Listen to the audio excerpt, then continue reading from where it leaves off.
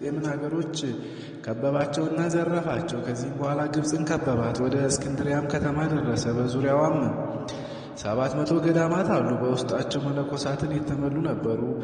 እርሱም ገንዘብ ያላቸው በተድላ የሚኖሩ ናቸው። ስለዚህም በእነርሱ ላይ እግዚአብሔር ስልጣንን ሰጥቶት ገዳማቱን አፈረሰ፣ እነርሱንም ገደላቸው። ከእርሱ ሸሽተው ካመለጡ ከጥቂቶች በቀር የተረፈ የለም። ገንዘባቸውንም ሁሉ ማረከ። የእስክንድሪያም ሰዎች ንጉሥ ክስራ ያደረገውን በሰሙ ጊዜ የከተማውን በር ከፈቱለት። እርሱም ይህችን አገር በእጅህ አሳልፌ ሰጥቻታለሁ፣ አታፍርሳት፣ በውስጡ ያሉትን ብዙዎችን ግደላቸው፣ አመፀኞች ናቸውና ነው እንደሚለው በሕልሙ አየ። በዚህም ጊዜ የሀገሩ ንጉሥ አሰረው። የሀገሩንም ሰዎች እንዲህ ብሎ ተናገራቸው፣ ሀገሪቱን ይጠብቋት ዘንድ በጦር ሰራዊት አደራጃችኋለሁና ዕድሜያችሁ ከ18 እስከ 30 ዓመት የሆኑትን ወጣቶች ብርታት ያላቸው የ40ና የ50 ዓመት የሆኑትን እንድትሰበስቡልኝ እኔም ለእያንዳንዱ ደመወዙን 20 የወርቅ ዲናር እሰጠዋለሁ አላቸው። እነርሱም እውነት መሰላቸው። ከእነርሱም 8,000 ሰዎች ወጥተው የሁሉንም ቁጥራቸውን ምዝገባ ጀመሩ። ነገር ግን እነርሱ ግን ወርቅ የሚቀበሉ ይመስላቸው ነበረ። ምዝገባቸውን በተፈጸመ ጊዜ ሁሉንም በሰይፍ ገደላቸው። ከዚህም በኋላ ወደ ላይኛው ግብፅ ወጥቶ ኒቄዎስ ደረሰ። በዚያም ገዳማት በውስጣቸው 700 ሥራቸው ክፉ የሆነ መነኮሳት በዋሻዎችና በቦታዎች ሁሉ እንዳሉ ሰማ። እነርሱንም ሁሉንም በሰይፍ ገደላቸው። የሮም ንጉሥ ሕርቃልም የፋርስ ንጉሥ ከስራ ያደረገውን በሰማ ጊዜ ሰራዊቱን ሰብስቦ ወደ እርሱ ሄደ። የክስራን ሰራዊት ሁሉንም ገደለ፣ ሀገሩንም አጠፋ። የዚህ አባት እንድራኒቆስ ገድል ግን እጅግ ያማረ ነበረ። እግዚአብሔርንም አገልግሎ በሰላም አረፈ። ከዓመተ ሰማዕታት 347 እስላሞች በግብፅ ከመንገሳቸው በፊት በመንበረ ሲመቱ 7 ዓመት ኖረ። ለእግዚአብሔር ምስጋና ይሁን፣ እኛንም በዚህ ቅዱስ አባት ጸሎት ይማራል ለዘላለሙ አሜን። በዚህችም ዕለት የነቢይ ሚክያስ መታሰቢያው ሆነ። የዚህም ነቢይ ከታናሽነቱ ጀምሮ አካሄዱ መልካም ሆነ። ስለ ሥራው ማማርና ስለ ጽድቁ ሕዝቡ ሁሉ ያደንቁታል፣ ያከብሩታል። ሚክያስም ይሉታል። ትርጓሜውም መልአክ ማለት ነው። መልኩ እጅግ ያማረ ነው እና የሚናገረውም ትንቢት እንደሚናገረው ይሆናል። የእግዚአብሔር መልአክም ተገልጾለት ያነጋግረው ነበረ። ሕዝቡ ግን ያንን መልአክ አያዩትም፣ ድምፁን ግን ይሰማሉ። ከእርሳቸውም ያደላቸው የሚያዩት አሉ። በመሳፍንት መጽሐፍ እንደተጻፈ በጎልማሳነቱ አርፎ በአባቶቹ ቦታ ተቀበረ። በረከቱ ከእኛ ጋር ትኑር ለዘላለሙ አሜን።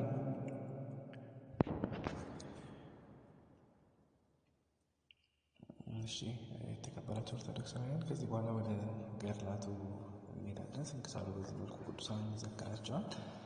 በድጋሚ ረድኤተ እግዚአብሔር ከሁላችን ጋር ይሁን። ከዕለታትም በአንደኛው ቀን ጌታችን መድኃኒታችን ኢየሱስ ክርስቶስ እጅግ የጎበጠ ፈጽሞ ያረጀ መነኩሴ መስሎ በእጁ ምርኩዝ ይዞ ቀስ ቀስ እያለ ሄዶ ከጥላ ስር ሲያርፍ ከሩቅ አባ ኪሮስ አየው። አባታችን አባ ኪሮስም ከሩቅ አይተው ይህ መነኩሴ ፈጽሞ ደክሟል ብሎ አደነቀ። ሊጠይቀውም ወደ እርሱ ሄደ። ያም ሽማግሌ እግዚአብሔርን የምትወድ ከሆንክ ከአንተ ጋር ወደ በዓትህ ውሰደኝ አለው። አባታችን አባ ኪሮስም ከወዴት መጣህ አለው። ኤረር ከሚባል ቦታ ነው የመጣሁት አለው። አባታችን አባ ኪሮስም ሽማግሌውን ኤረር የሚሉት ቦታ በየት ነው አለው። ያም ሽማግሌ በምስራቅና በምዕራብ በደቡብና በሰሜን አይደለም አለው። አባታችን ኪሮስም ይህን በሰማ ጊዜ አድንቆ አባት ወይ ምን ትላለህ? በምስራቅና በምዕራብ በደቡብና በሰሜን ካልሆነ እንኪያስ በየት ሀገር ነው አለው። ያም ሽማግሌ ዛሬስ አታውቀውም፣ ኋላ ግን ታውቀዋለህ አለው። አባታችን አባ ኪሮስም ሃይማኖትህ ከሃይማኖታችን ጋር አንድ ይሆናልን ብሎ ጠየቀው። ሽማግሌውም አዎ አንድ ነው አለው። አባታችን አባ ኪሮስም ምስጋናህ በሰማይና በምድር የመላ አንድ አምላክ የሚሆን በስመ አብ ወወልድ ወመንፈስ ቅዱስ በል አለው። ያም ሽማግሌ አባታችን አባ ኪሮስ እንዳለው አለ። አባታችን አባ ኪሮስም አንተ እውነተኛ ክርስቲያን ነህና ወደ በዓቴ እንሂድ አለው። ያም ሽማግሌ አንተ ብርቱ ነህ፣ እኔ ግን ደካማ ሽማግሌ ነኝ። እግዚአብሔርን የምትፈራ ከሆንክስ አዝለህ ውሰደኝ አለው።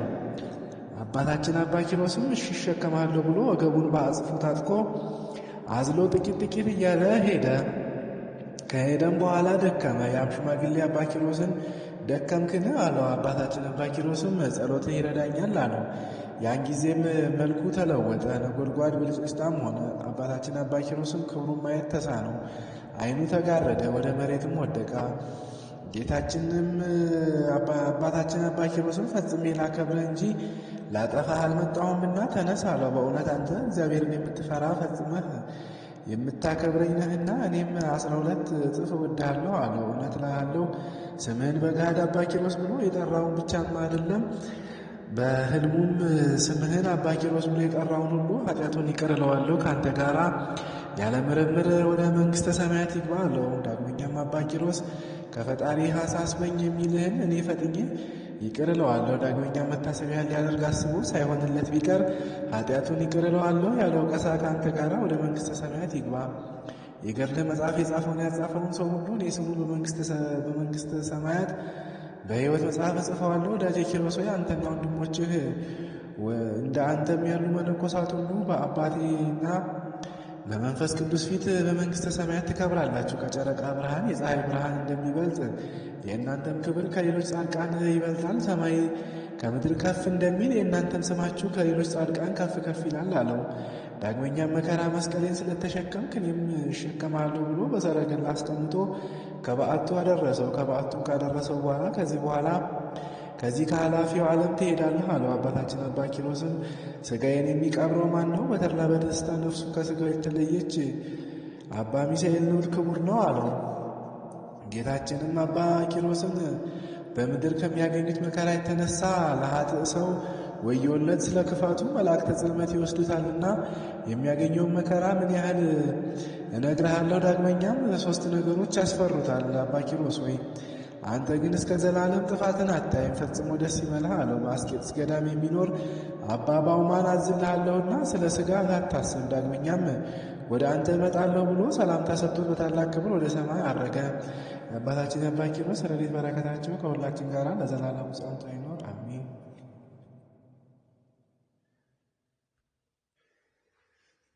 ዳግመኛም በደብረ ሊባኖስ አገልጋይ የሆነች አንዲት የበቃች መነኩሲት ስለ አባታችን ተክለ አልፋ ያየችውን ምስጢር እንዲህ በማለት ምስክር ሆነች።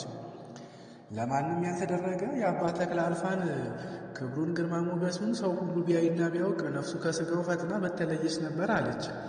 አንዲት እግዚአብሔርን የምትፈራ ደግ መነኩሲትም አባታችን ተክለ አልፋን ሰባት መላእክት በቀኝ በግራው በኋላው በፊቱ ሰይፋቸውን መዘው ሲከተሉት አየው ብላ መሰከረች። ዳግመኛም እንዲህ አለች። ያንን ጊዜም አይቼ ደነገጥኩኝ። ከዚያን ሰዓት ጀምሮ ካየሁት ራእይ የተነሳ ዙሪያውን ከበውት ካሉት መላእክት ግርማ የተነሳ ወደ አባ ተክለ አልፋ መሄድን ተውኩኝ። ወደ እርሱም ሳልሄድ ጥቂት ቀን ሰነበትኩኝ። በአንዲት ቀንም ተደፋፍሬ ወደ አባ ተክለ አልፋ ሄድኩና ከእርሱ ዘንድ ተባረኩ። ያን ጊዜም ተቆጥቶ እስከ ዛሬ ወደ እኔ ሳትመጪ ለምን ዘገየሽ አለኝ። እኔም መልሼ ወደ አንተ መምጣትን የተውኩት ስለ ስንፍናዬ አይደለም፣ የተመዘዙ ሰይፎቻቸው በእጃቸው ላይ ያሉ መላእክት ሲከቡ ባየው ጊዜ ፈርቼ ነው እንጂ አልኩት። እርሱም በዚህ ዓለም በሕይወተ ሥጋ ሳለሁ ይህንን ምስጢር ለሰው እንዳትገልጪ ለራስሽ ወቂ፣ ክብር ይግባውና በጌታ ስም አምልሻለሁ አለኝ። እንደዚሁም በብዙ ገዳማት ያሉ ደጋግ መነኮሳት የአባታችንን የተክለ አልፋን ክብር እግዚአብሔር እንደፈቀደላቸው መጠን ያዩትን ነገር አባታችን ካረፉ በኋላ በመናገር ምስክር ሆኑ። ከአባታችን ከተክለ አልፋ ልጆች ውስጥ አንዲት መነኩሲት ነበረች። ከዕለታትም በአንደኛው ቀን ከቤቷ ጅብ ነጥቆ ወሰዳት። ወሩም የስደት ወራት ነበርና የሚረዳትን ባጣች ጊዜ በአባ ተክለ አልፋ ጸሎት ተማጽኛለሁ እያለች ጮኸች። አባታችን ተክለ አልፋም ድምጿን በሰሙ ጊዜ ያድኗት ዘንድ ልጆቻቸውን ጠሯቸው። ከእነርሱም የመለሰላቸው የለም። አባታችንም ስለ ድካማቸው ሊረዷት አልቻሉም። ነገር ግን ይለምኑላት ዘንድ ሌሊቱን ሙሉ ክብር ይግባውና ሁሉን ወደሚያድንና ወደሚረዳ እግዚአብሔር ይለምኑ ጀመር። እግዚአብሔርም ልመናቸውን ሰማቸውና በነጋታው ፀሐይ በወጣች ጊዜ ያቺ መነኩሲት በሕይወቷ መጣች። አባታችንንም በጸሎት እግዚአብሔር ከሚበላ ጅብ አፍ አዳነኝ። ከ4 ጅቦች መካከልም አደርኩ፣ መብላትም አልቻሉም አለቻቸው። አባታችን አቡነ ተክለ አልፋም ለማንም እንዳትናገር በእግዚአብሔር ስም ተቆጥተው አማሏት። ውዳሴ ከንቱን አጥብቀው ይጸየፉ ነበርና።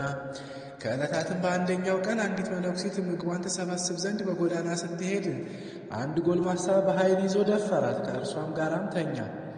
እርሷም ጸነሰች። የምንኩስናዋ ክብርም ስለጠፋ እያዘነችና እያለቀሰች ወደ ቤቷ ተመለሰች። 7 ወር ያህልም ራሷን ሸሸገች። ጽንሱም እየታወቀ መጣ። ከዚህም በኋላ በልቧ አስባ የመውለጃዬ ቀን በደረሰ ጊዜ ምን አደርጋለሁ አለች።